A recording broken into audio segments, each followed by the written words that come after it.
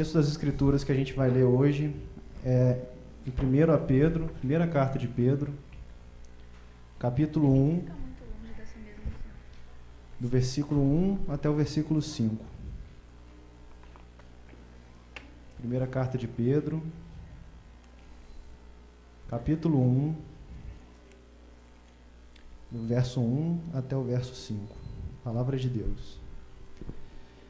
Pedro, apóstolo de Jesus Cristo, aos eleitos de Deus, peregrinos dispersos no Ponto, na Galácia, na Capadócia, na província da Ásia e na Bitínia, escolhidos de acordo com o pré-conhecimento de Deus Pai, pela obra santificadora do Espírito, para a obediência a Jesus Cristo e a aspersão do seu sangue. Graça e paz lhes sejam multiplicados. Bendito seja o Deus Pai, Deus e Pai de nosso Senhor Jesus Cristo.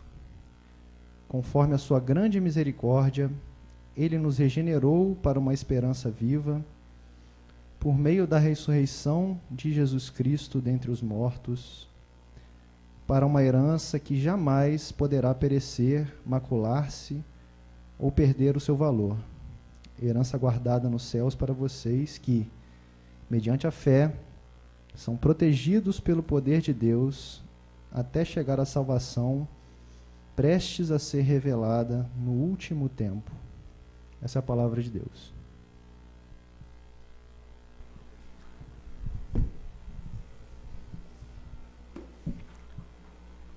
Vamos orar? Pai querido, nós estamos com essa palavra lida, aberta aqui nos nossos corações, e nós queremos te pedir agora que, em nome de Jesus, essa palavra se torne viva, verdadeira, para cada um de nós nessa noite. Que o Senhor nos ajude, não apenas a entender, mas a acolher essa palavra no nosso coração. É o que nós te pedimos em nome de Jesus. Amém.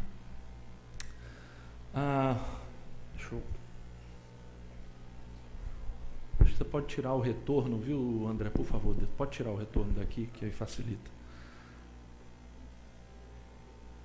Queria começar fazendo uma pergunta aqui para vocês. Alguém aqui já morou fora do país?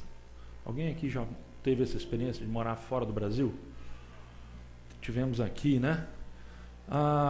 Lá também, aqui tem algumas pessoas que moraram fora. Vocês que moraram fora, tá muita microfonia, André, pode baixar um pouquinho. Vocês que moraram fora, me diga uma coisa, como é que foi assim essa experiência? Vocês sentiram falta de alguma coisa? Não sentiram? Foi um negócio assim? Como é que funcionou essa relação de vocês com o Brasil no tempo que vocês moraram fora do país? Alguém queria compartilhar aqui com a gente? Se você sentiu falta de alguma coisa ou não, como é que foi? Se teve saudade, se não teve? Pão de queijo? Sentiu falta de pão de queijo? Do Guaraná? O que mais? Feijão? Açaí? Sentiu falta da mãe, né? Olha aí. Alguém mais sentiu falta de alguma coisa que morou fora? Da família. É interessante, né? Essa experiência de morar fora. Eu tenho a irmã da Juliana, Luísa, mora no Canadá, e no ano passado a gente visitou eles, e eles, antes da gente ir, pediram, a Luísa pediu, por favor, para a gente levar um estoque de sabonete Febo. Aí eu falei, como assim? Sabonete? Não tem sabonete aí não, no Canadá? Eu falei, não tenho Febo, eu adoro sabonete Febo, eu preciso de um sabonete Febo. E aí eu fiquei pensando, né? Coisas que pra gente é absolutamente banal. Um sabonete Febo. Mas, na mente de alguém que está longe, essas pequenas coisas, elas se tornam uma grande ausência, né? Uma grande falta. Obrigado, Rosa. E a gente vai conversar hoje aqui justamente sobre essa experiência.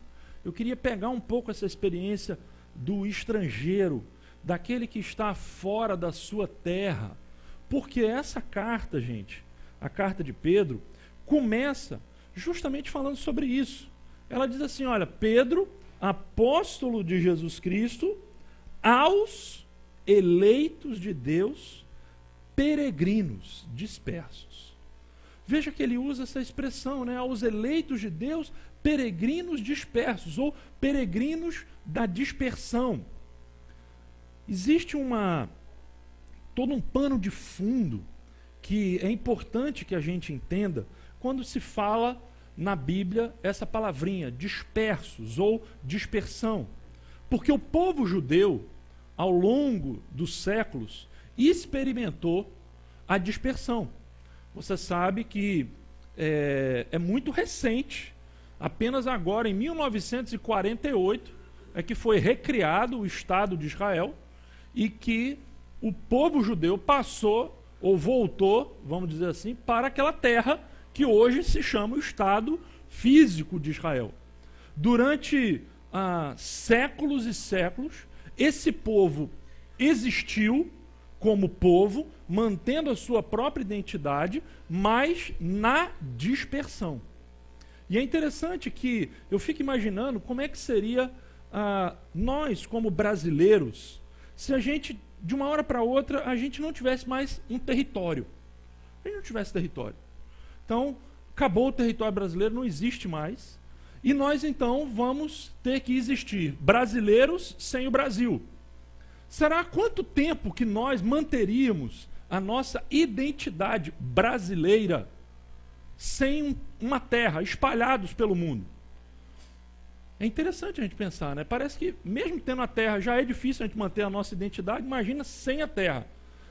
O que aconteceu com o povo judeu ao longo de muitos anos foi exatamente essa experiência da dispersão. Isso já na época do Novo Testamento. Então, Pedro usa essa experiência que era muito conhecida, da dispersão dos judeus, espalhados pelo mundo, e ele diz, olha, os cristãos, os eleitos de Deus, eles são também peregrinos dispersos. Essa palavra peregrino aqui é muito interessante, porque ele está usando uma palavrinha que é paroikel, lá na língua original, que é aquele que está longe de casa. É a mesma palavra que dá origem a paróquia, por exemplo. Paróquia é longe de casa, é o lugar longe de casa. É muito interessante a gente pensar nisso, porque o judeu, onde ele ia construir uma casa em qualquer lugar do mundo. Ele ia construir a janela principal da casa voltada para Jerusalém. Qualquer sinagoga ao redor do mundo deveria ser construída de tal maneira que ao entrar na sinagoga você estivesse de frente para Jerusalém. Porque aonde o judeu está, ele deveria entender que ele não é dali e que o lugar e o coração dele está sempre voltado para Jerusalém. Da mesma forma, os cristãos, gente, espalhados pelo mundo, são tratados aqui por Pedro como peregrinos. Agora vamos pensar no sentido disso, em que sentido os cristãos são peregrinos? Em que sentido os cristãos estão desalojados nesse mundo? Isso é muito importante que a gente entenda, que não é um pensamento só de Pedro. Ao longo de toda a Bíblia, especificamente no Novo Testamento, a gente tem isso. Eu separei aqui alguns poucos versículos nessa introdução, apenas para mostrar a você como essa ideia do forasteiro, do estrangeiro, do expatriado, é aplicada ao povo de Deus no Novo Testamento. Vamos dar uma olhadinha então nesses versículos. Queria começar, por exemplo, antes dos versículos, por essa carta. É uma carta que data do ano 120 depois de Cristo, muito antiga, uma carta do 2º século, e ela é chamada Carta a Diogneto. Ela é considerada a joia da literatura cristã primitiva. É um dos textos antigos mais importantes que fala sobre a vida dos cristãos primitivos. E veja só o que um trechinho dessa carta diz, falando sobre os cristãos. Vivem em cidades gregas ou bárbaras, conforme o caso, adequando-se aos costumes do lugar quanto às vestes, aos alimentos e em tudo mais. Testemunham um modo de vida social admirável e, sem dúvida, paradoxal. Vivem na própria pátria, mas como forasteiros. Participam de tudo como cidadãos, mas de tudo se distanciam como estrangeiros. Qualquer pátria estrangeira é a pátria deles, e toda pátria é para eles estrangeira. Veja como os cristãos eram vistos no mundo antigo. Qualquer pátria em que eles estejam é para eles uma pátria estrangeira. E qualquer pátria estrangeira se torna a pátria deles. Parece um paradoxo, mas é fruto, gente, de uma consciência que desde muito cedo foi estabelecida entre os cristãos de que os cristãos não são deste mundo. Opa, calma, isso assusta você? Eu quero mostrar como na Bíblia isso é presente, isso está várias vezes citado. A começar nos escritos de Paulo, que são os escritos mais antigos, vamos dizer assim, do Novo Testamento. Ele diz o seguinte, em Filipenses 3:20, a nossa cidadania, porém, está nos céus, de onde esperamos ansiosamente o Salvador, o Senhor Jesus Cristo. Ele continua, Colossenses capítulo 3, versículos 1 e 2. Portanto, já que vocês ressuscitaram com Cristo, procurem as coisas que são do alto, onde Cristo está assentado à direita de Deus. Mantenham o pensamento nas coisas do alto, e não nas coisas terrenas. Nesses dois textos, você já está vendo, pode voltar só um minutinho, por favor. Isso. Falando da cidadania, e ele fala ali de céus, depois ele está falando ali das coisas do alto, depois ele está falando aqui das coisas terrenas. Veja o linguajar que Paulo está usando. Depois a gente tem o texto de Hebreus, que é outro texto muito interessante. Aliás, a carta toda de Hebreus fala sobre esse assunto. Olha só o que ele diz ali. Todos estes viveram pela fé e morreram sem receber o que tinha sido prometido. Viram-no de longe, e de longe o saudaram, reconhecendo que eram, o que, gente? Estrangeiros e peregrinos na terra. Os que assim falam mostram que estão buscando uma pátria. Se estivessem pensando naquela de onde saíram, teriam oportunidade de voltar. Em vez disso, esperavam eles uma pátria melhor, isto é, a pátria celestial. Por essa razão, Deus não se envergonha de ser chamado Deus deles, e lhes preparou uma cidade. Veja a linguagem que está sendo dita e como isso formou uma consciência cristã de que o cristão, ele é um expatriado. O próprio livro de Hebreus, a carta de Hebreus, conclui dizendo assim, pois não temos aqui nenhuma cidade permanente. Por quê? Porque nós buscamos a que há de vir. E aí você pergunta, mas onde que isso começou? Será que foram os apóstolos que criaram esse negócio? E a resposta é não. Isso, gente, o próprio Jesus é quem estabeleceu de maneira muito forte. Olhe as palavras de Jesus no Evangelho de João. Olha só as palavras de Jesus no Evangelho de João. João capítulo 8, versículo 23. Ele falando com os judeus. Vocês são daqui de baixo. Eu sou lá de cima. Vocês são deste mundo. Eu não sou desse mundo. Olha só a força dessas palavras. Depois ele vai falar novamente.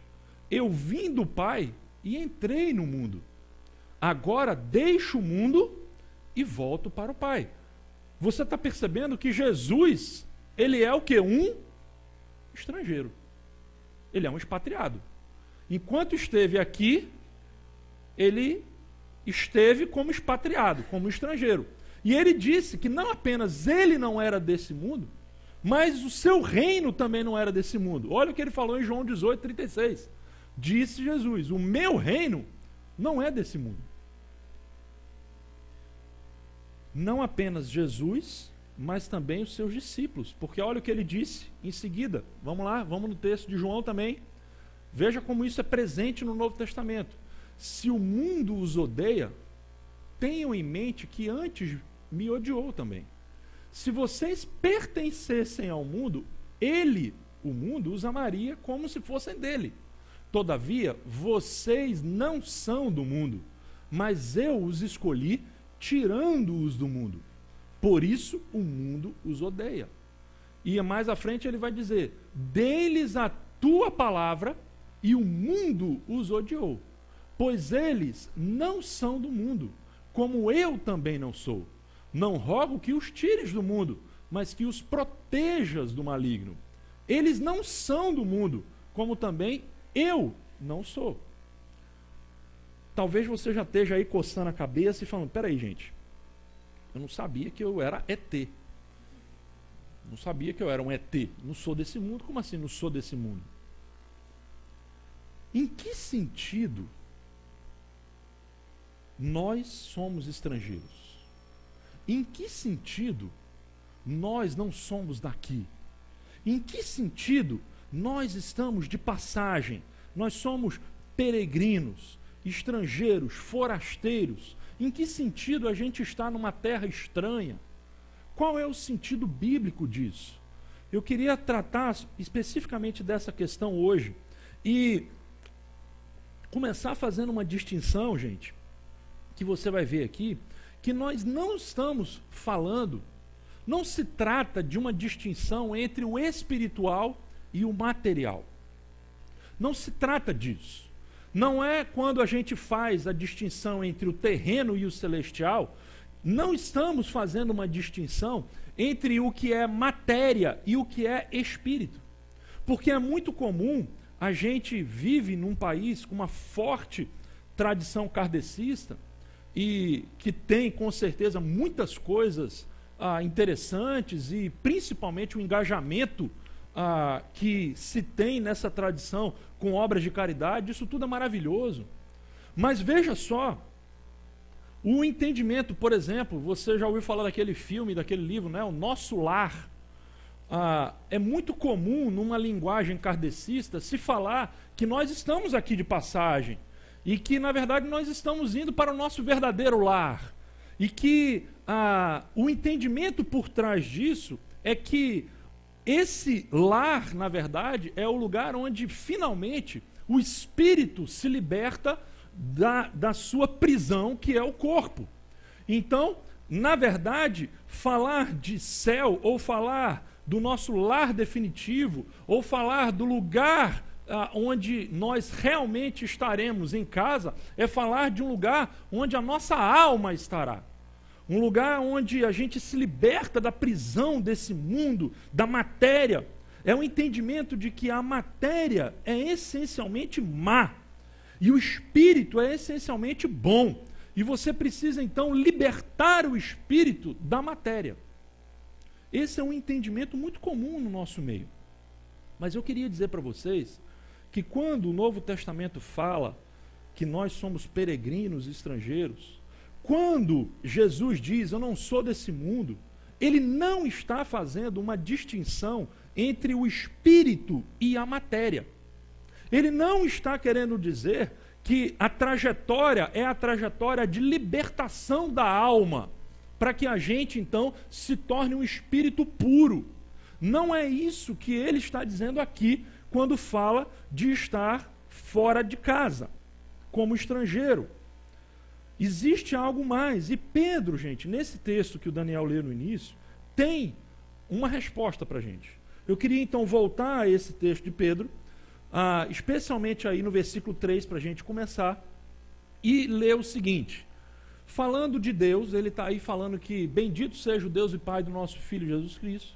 Por quê? Porque conforme a sua grande misericórdia, ele nos... Qual a palavrinha que ele usa? Regenerou. Eu queria destacar essa primeira palavrinha aqui por uma questão. Nós somos estrangeiros nesse mundo e peregrinos aqui, basicamente por causa de uma experiência chamada na Bíblia de regeneração, ou também conhecida como novo nascimento. Porque regenerar é gerar de novo, nascer de novo. Regeneração é um sinônimo para novo nascimento. E o que é esse novo nascimento? Esse novo nascimento, gente, não é uma libertação espiritual, simplesmente. Mas é um novo redirecionamento da nossa vida por inteiro. Jesus, quando conversa com... a gente tem esse texto ali também. Jesus, quando conversa com Nicodemos, vai dizer para ele o seguinte. Pode colocar o texto ali para mim, por favor, Cíntia. Que diz o seguinte: ninguém pode ver o reino de Deus se não nascer de novo. Veja aqui então, Jesus está dizendo o seguinte: olha, para você ver, experimentar, entrar no reino de Deus, você precisa nascer de novo. E sabe o que é surpreendente nessa história, nesse versículo? É que, se você abrir sua Bíblia em João 3, versículo 3, vai ter uma notinha de rodapé ali depois de novo. Porque a palavra que é usada lá no original grego não é literalmente nascer de novo. É nascer do alto. O que ele está querendo dizer é o seguinte: nós nascemos daqui, mas nós podemos ter então uma experiência com Deus que nos leve a nascer de Deus. Nascer para Deus. Novo nascimento, gente, tem a ver com um relacionamento com Deus.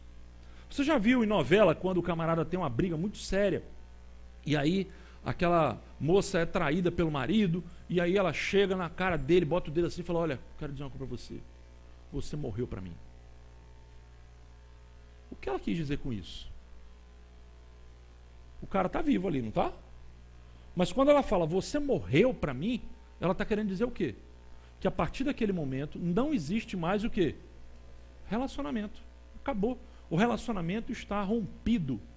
Nascer de novo, gente, é simplesmente entrar num novo relacionamento com Deus. Esse é o sentido da expressão. Aquilo que antes a gente não via, a gente passa a enxergar. É por isso que tem uma relação aqui entre ver o reino e nascer de novo. Porque quem não passa por essa experiência não consegue ver Deus, não consegue se relacionar com Deus como um pai, como o seu Criador.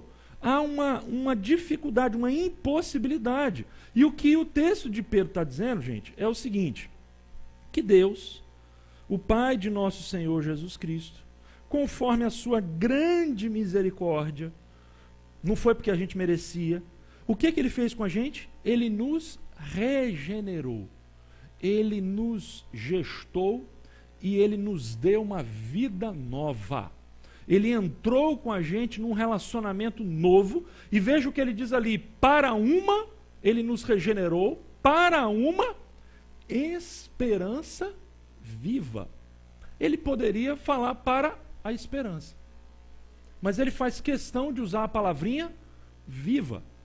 Porque esperança viva, gente, dá a entender uma esperança que vale a pena. Algo que você coloca a sua esperança que realmente vale a pena. Porque tem muita esperança que é morta. Tem muita coisa nesse mundo que a gente coloca a nossa esperança, que a gente acredita, que a gente espera e que só causa frustração, decepção, mágoa. Veja, a gente se frustra nesse mundo. Mas o que o texto está dizendo é que ele nos regenera, ele nos coloca numa nova condição diante dele, como uma esperança viva. E mais, esperança, gente, é alguma coisa que está relacionada com aquilo que você já tem ou que você não tem ainda.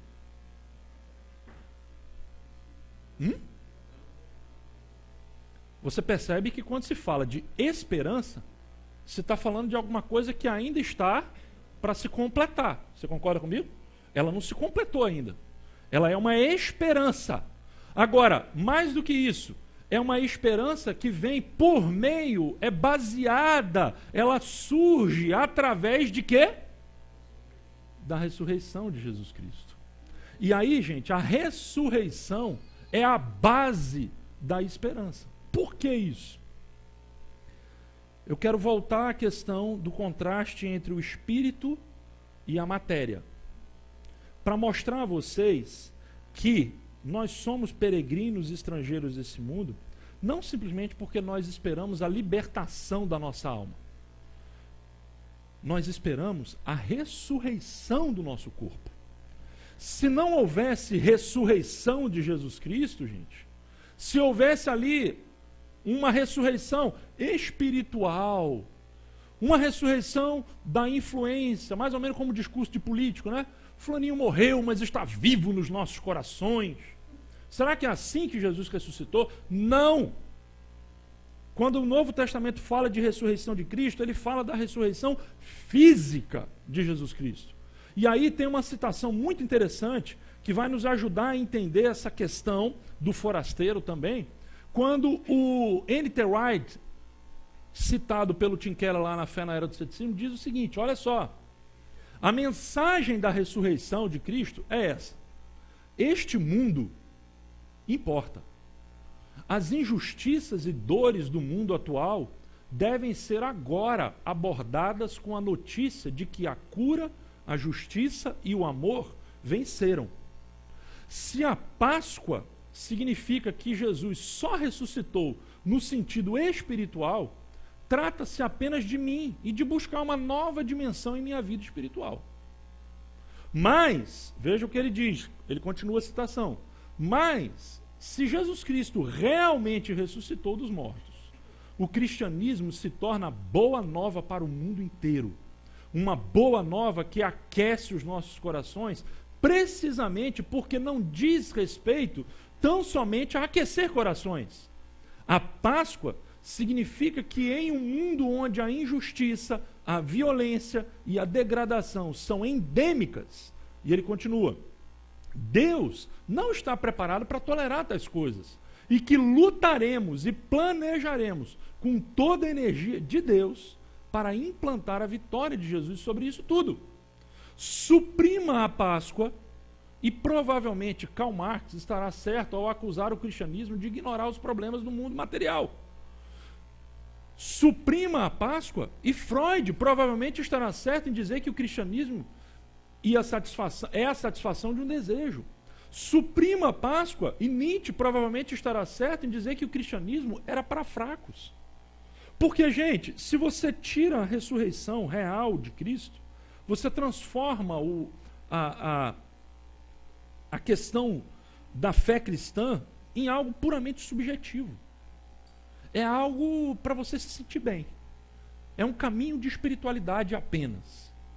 Mas a verdade é que, em Cristo tendo ressuscitado, existe toda uma nova ordem. E é por isso, gente, é essa esperança da ressurreição de Cristo que traz engajamento para o presente.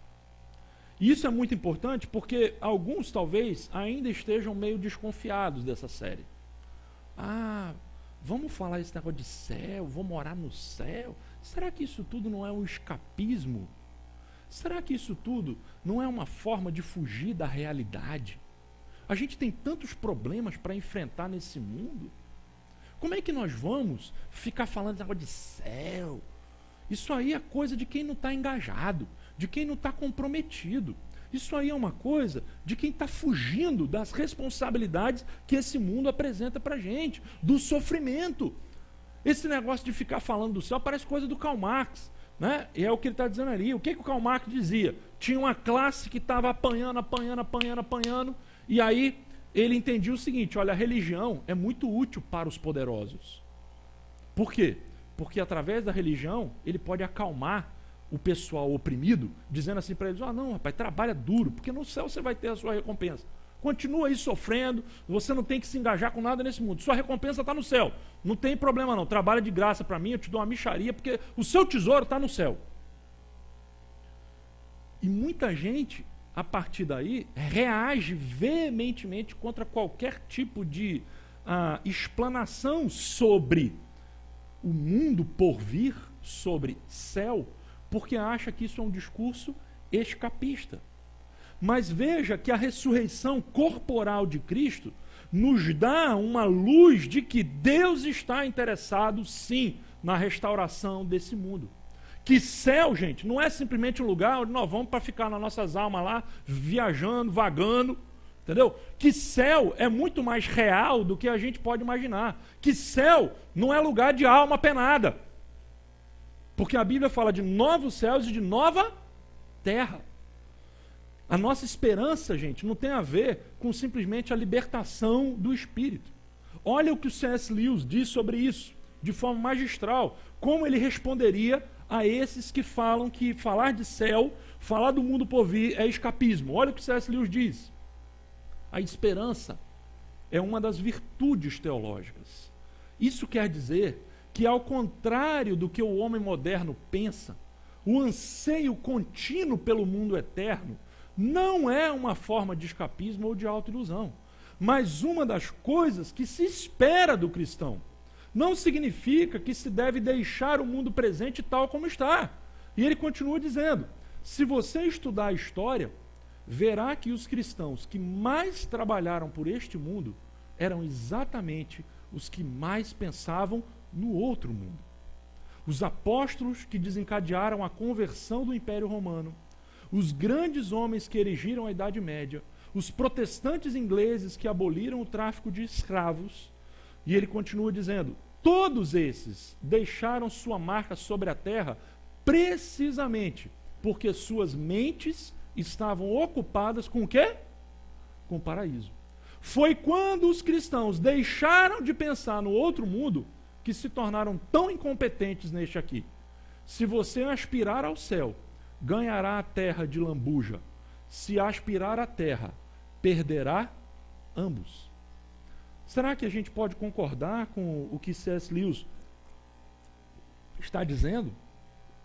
É uma incoerência dizer que aqueles que falam da esperança cristã, dos novos céus e nova terra, não devem se engajar nesse mundo. Tem muita gente que pensa que o negócio é o seguinte, vamos salvar almas para Jesus. Então esse mundo é como um prédio em chamas. Tudo que a gente tem que fazer é o quê? Resgatar as pessoas de lá de dentro. Tira o pessoal porque o prédio está condenado mesmo, que se destrua tudo, que se exploda, o último aí apaga a luz e saia. Gente, a doutrina cristã da esperança é uma doutrina do engajamento, porque é justamente a esperança da ressurreição física, corporal de Jesus, que nos dá a certeza de que um dia tudo vai ser restaurado. E a gente se engaja nisso. Agora veja só, Pedro continua, e falando que ele nos regenerou, ele nos colocou numa situação, num novo relacionamento com ele, de tal maneira que a gente então se torna peregrino nesse mundo. Por quê? Porque a nossa herança, ela não está aqui. Porque ele nos ressuscitou não apenas para uma viva esperança, mas para uma herança. E veja a palavrinha, herança tem a ver com o que, gente? Algo presente ou algo futuro? Você está aqui. Aí você fala, rapaz, é o seguinte, eu tenho uma herança. Tem gente que herda só dívida, mas é uma herança. Né? Mas vamos imaginar que você tem uma herança, o seu pai vai deixar coisas para você. Ainda que ele não deixe nada, ele pode deixar um legado para você, uma herança que ele deixa. Herança não é só material, existe a herança legado. Tá? Veja só, eu quero que você perceba a força dessa palavrinha, e Pedro está dizendo o seguinte, que Deus nos regenerou para uma herança, e ele usa aí, gente, na língua grega, 3 palavrinhas para descrever essa herança. Ele fala, em primeiro lugar, é uma herança que jamais poderá o quê? Perecer. Segundo, macular-se. Terceiro, perder o seu valor. Numa outra tradução a gente teria incorruptível, sem mácula e imarcessível. Eu vou traduzir isso para vocês. Primeiro, ele está falando do incorruptível, ou seja, o que não se pode deteriorar ou perecer. A ideia, gente, é que tudo que nós conseguimos neste mundo, nesta presente ordem, é corruptível, no sentido de deteriorável. É como um cadáver. Se você... É como... Cadáver não. É como nós, nosso corpo humano. Você nasce, você cresce até talvez 20 anos, mas daí em diante é só um processo de decomposição. Todos os tesouros que nós conseguimos amealhar nesse mundo, eles são tesouros, são heranças que sofrem do processo de decomposição. Ou seja, eles podem ser roubados, eles podem se perder. Você se lembra, por exemplo, de uma série de suicídios que ocorreram logo depois da crise, onde teve aquela quebração na Bolsa Americana, acho que em 2008, teve lá um processo de suicídios de grandes presidentes de fundos de investimento. Porque da noite para o dia, eles perderam bilhões. E aí você fala, não, mas eu tenho meu dinheiro seguro. Quem garante? Ah, não, eu estou seguro. Pá! Ataque cardíaco. Está seguro, né? Segurou tanto que você tem um ataque cardíaco. E aí? Percebe? Tudo que a gente consegue nesse mundo de herança, nessa ordem, não está seguro. Ela se deteriora. Segundo, não pode se corromper ou macular. A ideia de sem mácula, gente, é a ideia de algo que é puro. Porque, mal ou bem, gente, todos os tesouros que a gente conquista nesse mundo, eles têm alguma dose de injustiça, alguma dose de corrupção moral. Aí você fala, não, mas eu trabalho duro, eu trabalho honesto. Ótimo, maravilha. Mas você sabia que mesmo você trabalhando duro, trabalhando honesto, muitas vezes nós podemos, aos olhos de muitas pessoas, inclusive de Deus, estarmos vivendo num padrão de injustiça. Eu não sei se você já sentiu no seu coração um peso terrível, talvez de passar por um mendigo na rua, e você olhar para um mendigo na rua, e eu não sei se você já teve um pensamento do tipo, caramba, eu estou indo para minha casa, eu tenho o meu edredom, a minha cama confortável, a minha cama quentinha, o meu ar-condicionado. Cara, olha a situação desse camarada. Eu acredito que se você realmente é um filho de Deus, você em algum momento já olhou para as coisas que acontecem nesse mundo e sentiu uma pontada de culpa, de consciência, de caramba, isso não está certo. Por quê? Porque é assim, gente, o nosso mundo é errado, e nós também, porque fazemos parte dele. Percebe? Nós estamos nessa situação toda. Então, os tesouros, aquilo que se pode conquistar nesse mundo, muitas vezes é maculado. E em terceiro ele fala, essa herança ela não pode perder o brilho. Esse é o sentido, é mais ou menos a linguagem que ele está usando, gente, é de uma flor, e você imagina a flor mais bonita do mundo. Você pega aquela flor, fala, caramba, nem Salomão em toda a sua glória, né, Kiko? Nem Salomão em toda a sua glória se vestiu como uma flor dessa. Mas o que acontece com essa flor depois de 2, 3, 4, 5 dias? Ela murcha. Ela vai murchar.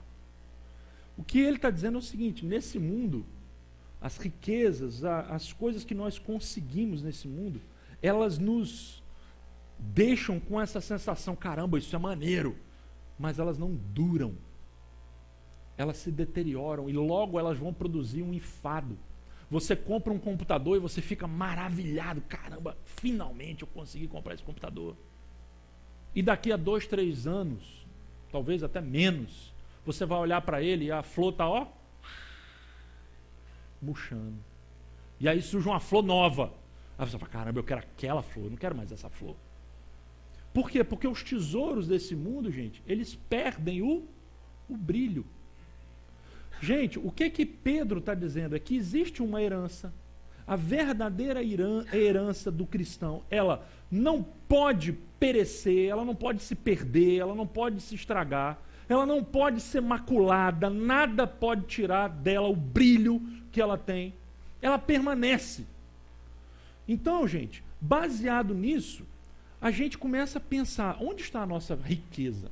Onde está a nossa herança? Quando ele está falando de ser peregrino, de ser forasteiro, ele está dizendo exatamente isso. Fala, olha só, esse mundo, essa ordem presente de coisas, é um mundo decadente.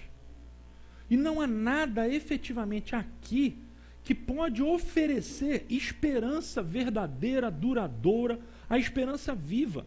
A nossa esperança é porque um dia Jesus de Nazaré ressuscitou para uma nova ordem, para um novo padrão de vida. O seu corpo já não é um corpo, na linguagem de Paulo, corruptível. Não é um corpo sujeito à decomposição, porque o corpo ressuscitado de Cristo, gente, é o padrão da nova criação de Deus, aquilo que Deus está fazendo. Quando Pedro está falando de ser estrangeiro nesse mundo, é ter isso em mente. Porque quem não é estrangeiro, quem é deste mundo, está preocupado, o seu tesouro está aqui, não está lá. E aí, Pedro continua, e olha só o que ele vai dizer para a gente concluir aqui. Eu quero antes mostrar para vocês um exemplo, antes da conclusão dele, eu quero mostrar para vocês um exemplo muito claro do que é fazer parte desse mundo. O que é que esse mundo pode oferecer para a gente? Porque esse filme aqui, ó. Quantos assistiram esse filme? Caramba, é bizarro, né? Não assista, não. Mas assim, é bizarro. Eu só assisti porque é a atriz favorita, que é essa Charlize Theron, que eu gosto muito, né? E, enfim, mas ela também nem está grandes coisas nesse filme, né? Você vê pela capa aí.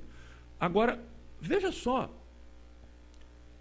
Mad Max. Esse filme fala de um cenário pós-apocalíptico em que existe um grupo de pessoas que dominam o restante da população que sobrou e exploram essa população ao extremo, e aí um grupo liderado por essa moça resolve fugir daquele lugar, para encontrar vida, esperança num outro lugar, sair daquele jugo. E ela acredita piamente, porque ela foi sequestrada quando ela tinha poucos dias de vida, para esse lugar, para trabalhar nesse lugar, e ela se torna ali uma soldado ali desse lugar, e ela acredita piamente que o lugar de onde ela veio é um vale verde. Existe um paraíso escondido, existe um lugar, né, onde existe água livre, onde existe vegetação, um lugar que não foi abalado pela guerra, porque é o lugar de onde ela veio. E durante o filme inteiro, ela percorre uma viagem louca, suicida, onde é uma verdadeira aventura, uma jornada de sobrevivência, para chegar nesse lugar chamado Vale Verde. E veja só o que acontece quando ela chega lá. Vamos dar uma olhadinha? Olha só o que o filme mostra.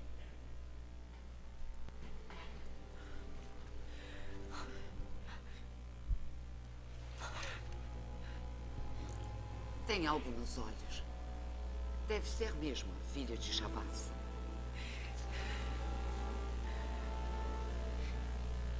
Essa é a nossa Furiosa.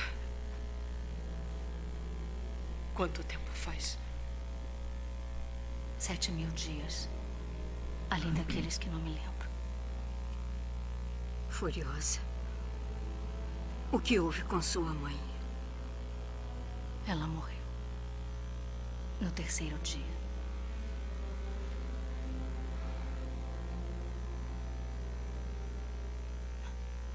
De onde vocês vieram? Do oeste. Cidadela. Além das montanhas. Os homens. Quem são eles? Eles são confiáveis. Nos ajudaram a vir.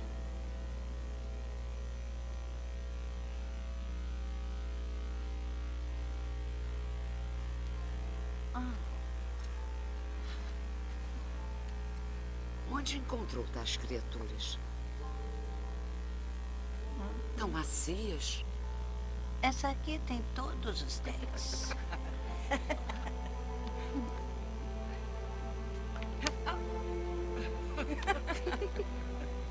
Estou ansiosa para que elas vejam. Vejam? Vejam o quê? Casa. O Vale Verde. Mas se vieram do oeste, já passaram. Os corvos. O lugar assustador com os corvos.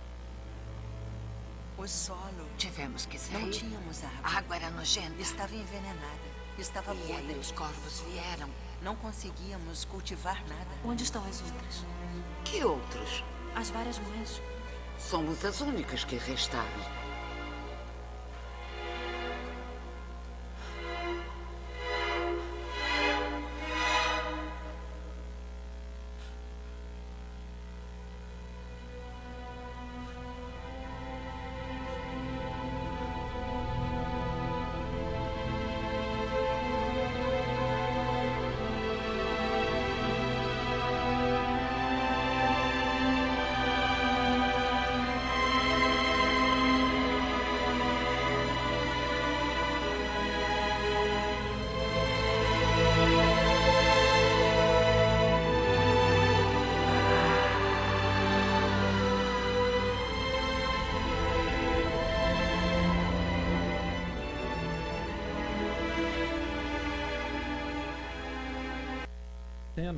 Essa cena para mim é emblemática, porque ela ilustra o que é a esperança que nós podemos ter neste mundo. Acho que tem alguma coisa que está... Ela ilustra o que é a esperança que nós temos nas coisas desse mundo. Coisas que a gente bota toda a nossa esperança e confiança. Eu fico imaginando, se você pudesse voltar no tempo, até 1912, e um camarada chegasse para você e falasse assim: olha, eu tenho para você aqui um convite para participar da primeira viagem de um super transatlântico que foi feito, um negócio de luxo, e você vai poder ir na primeira classe. Cara, só magnata que vai nessa viagem. Você vai lá, ó, o negócio se chama Titanic. É top. Entendeu? Você vai lá e tal. De grátis. O pessoal está pagando aqui 100 mil para fazer essa viagem. É de grátis para você. Você hoje, sabendo o que ocorreu, você iria entrar nessa viagem? Se você entrasse, você seria louco. Por quê? Porque você sabe qual é o destino. Você sabe qual é o destino. Mas você já parou para pensar que muitas vezes a palavra de Deus está aqui dizendo para a gente que as coisas desse mundo não podem oferecer esperança. Não entra nessa. Isso aqui não vai satisfazer, não vai trazer o que você quer. Ela promete, mas não entrega. E a gente, sabe o que a gente faz? Eu quero experimentar. Manda para nós. Eu quero isso para mim. E a gente vai se comprometendo com o mundo. E mundo aqui, gente, é exatamente a linguagem joanina. Quando Jesus diz que não é deste mundo, é porque ele não faz parte disso. Ele entende que as coisas daqui não podem satisfazer plenamente. Porque só Deus pode satisfazer plenamente. Então, é por isso que nós somos estrangeiros. E aí, o que Pedro vai concluir? A gente não tem mais tempo hoje, eu queria só fazer essa conclusão. Quando ele fala o seguinte, que essa herança está guardada nos céus. A palavra guardada aqui, gente, é a palavra que descreve a ação, um soldado que está vigiando ali, guardando uma coisa muito preciosa. E sabe o que me chama a atenção? Que ele fala de uma herança que está guardada nos céus para vocês, que mediante a fé são protegidos pelo poder de Deus até chegar à salvação prestes a ser revelada no último tempo. Sabe o que é interessante? É que a herança está guardada nos céus para os peregrinos. Mas os peregrinos também são protegidos na terra para essa herança. É que Deus não está só protegendo a herança. Deus está protegendo também quem? Os viajantes. Então ele está preparando não só a herança para nós, mas ele está nos preparando para a herança. Porque a questão, gente, é que Deus não está só preparando o lugar para nós. Deus também está nos preparando para o lugar. Porque é importante que a gente se prepare. É importante que a gente seja preparado. E como é que ele faz isso? Ele faz isso, gente, nos treinando a nossa fé. E de que maneira? Olha o que ele diz aqui em seguida. Nisso, nessa esperança, nessa herança, vocês exultam. Ainda que agora, hoje, por um pouco de tempo, devam ser entristecidos por todo tipo de provação. Por que isso? Ele diz, assim acontece para que fique comprovado que a fé que vocês têm, muito mais valiosa do que o ouro que perece, mesmo que refinado pelo fogo, é genuína e resultará em louvor, glória e honra quando Jesus Cristo for revelado. O que ele está querendo dizer? Que a maneira pela qual Deus nos prepara para a herança é mantendo o nosso foco lá. E como que ele faz isso? Através das provações. O que ele vai dizer aqui é que a fé precisa ser exercitada no fogo das provações. E as provações nos ajudam a manter o foco no porvir. Porque se a gente não viver a provação desse mundo, se a gente não viver as decepções desse mundo, a gente pode facilmente se iludir com esse mundo. A gente pode facilmente olhar para isso aqui e falar, tá bom demais. Tá muito legal. Jesus, não aparece ainda não, Jesus. Não aparece não porque tá bom demais. A vida tá tranquila demais. Eu tenho a impressão que quando Jesus se manifestar, quando ele aparecer novamente, e a Bíblia diz que isso vai acontecer, muita gente vai ser pega de surpresa. Muita gente vai olhar e falar assim, caramba, isso vai me dar medo. É engraçado que, para muita gente, o dia do Senhor provoca pânico, pavor. E eu cresci com essa compreensão. Eu me lembro de uma situação que aconteceu na minha vida, eu já contei aqui uma vez, que foi o pânico maior que eu tive na minha vida até hoje. Eu morava em Uberlândia com a minha mãe, meu pai, meus irmãos. Benjamin pequenininho, devia ter uns 4 anos de idade. E eu deitado na cama, Benjamin do lado. E de repente, eu acordo de noite, olho para o lado, meu irmão não está na cama. E eu, preocupado, falei, olha, onde é que o Benjamin foi? 4 anos de idade, certamente foi para o quarto do meu pai. Aí eu levantei, que eu também já era um pouco inseguro, né? Meio medroso, e eu, com meus 10, 11 anos, fui, passei pelo corredor, passei pelo quarto da minha irmã, que ficava no caminho, olhei, cadê minha irmã? Não está no quarto. Aí, passo adiante, falo, tá todo mundo no quarto do meu pai, né? Deu um pânico geral aí, foi todo mundo para lá. Chego lá, entro no quarto do meu pai e da minha mãe. Ninguém no quarto. Aí eu entrei num pânico terrível. Eu falei, hoje ficou estreito aqui para mim. Saí correndo, sem rumo, sem direção, no escuro. Quando eu vou chegando na sala, eu começo a ouvir uma música, um coral cantando. Aí eu disse, meu Deus do céu,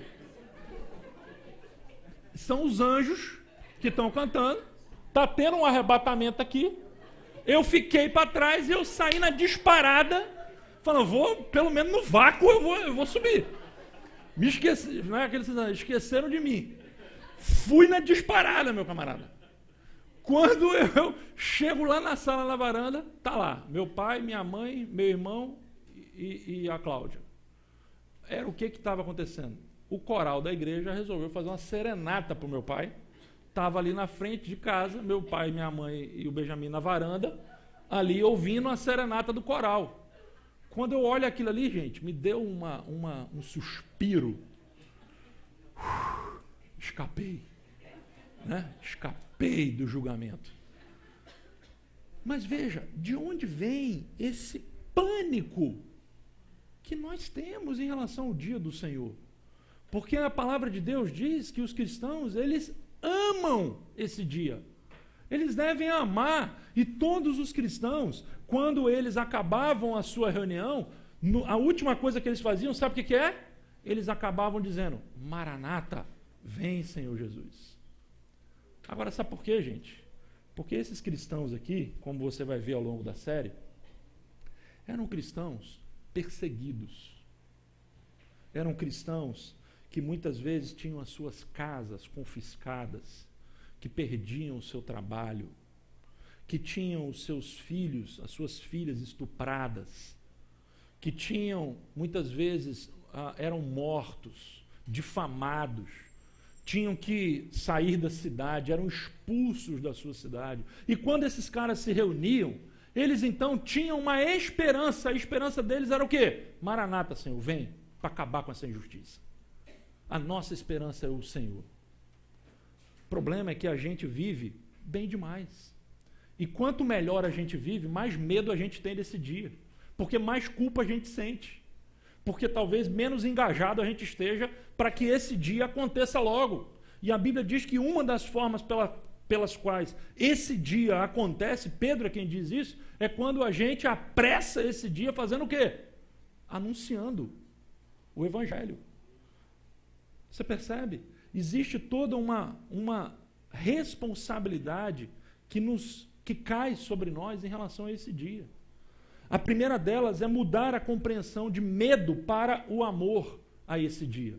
Eu quero então deixar para vocês aqui, ele diz aqui, eu quero terminar com isso aqui, mesmo não o tendo visto, vocês o amam.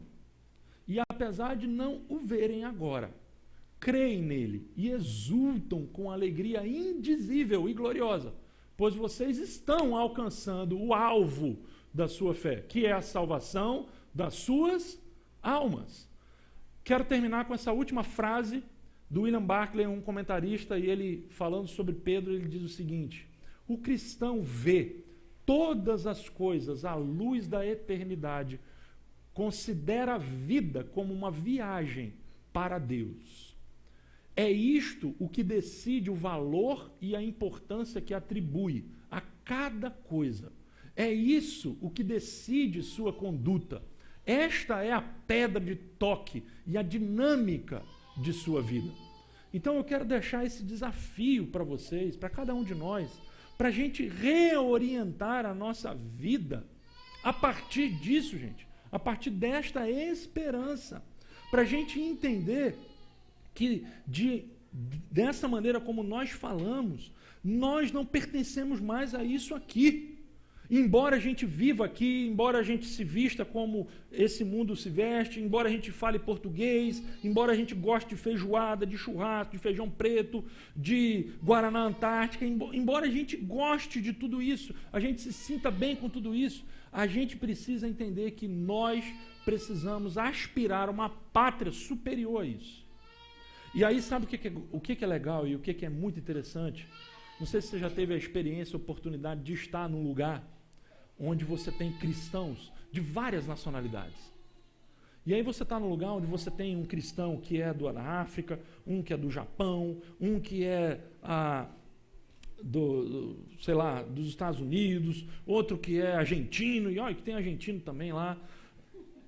E aí, gente, você está ali no meio desses caras que você nunca viu, você não fala a língua deles, você não tem a mesma cultura, o mesmo costume, mas quando você está numa celebração, num culto, e de repente o pão é partido, o vinho é repartido, e você está ali, você olha para o lado, está todo mundo ali comendo pão, bebendo vinho, e você fala, caramba, eu estou longe de casa, mas eu estou em casa, aqui é a minha casa, eu estou no meu lugar. Isso aqui é o meu lar. Percebe? A gente precisa ter uma compreensão maior do nosso lugar. Que a gente volte para casa tendo isso em mente. Pensando qual é a nossa esperança. O que a gente espera? Onde está o nosso tesouro? De onde a gente aguarda realmente o nosso futuro? Onde está garantido? A gente vai, ao longo dessa primeira carta de Pedro, falar sobre isso. Na semana que vem, a gente vai começar a pensar aqui sobre como nós devemos viver neste mundo como um estrangeiro. E Pedro vai, ao longo da carta, falar várias coisas. Ele vai dizer, olha, como peregrinos e como estrangeiros nesse mundo forasteiro, vocês devem se portar assim, e assim, e assim, e assim. Se a gente tivesse a noção de que nós realmente somos estrangeiros, como a gente viveria neste mundo? Essa é a mensagem de 1 Pedro. E aí a gente vai falar sobre essa vida temporária, provisória, esse estado de coisas que a gente vive hoje, nessa espera do que é definitivo, como que nós vamos viver a partir da semana que vem. Tá legal? Vamos terminar.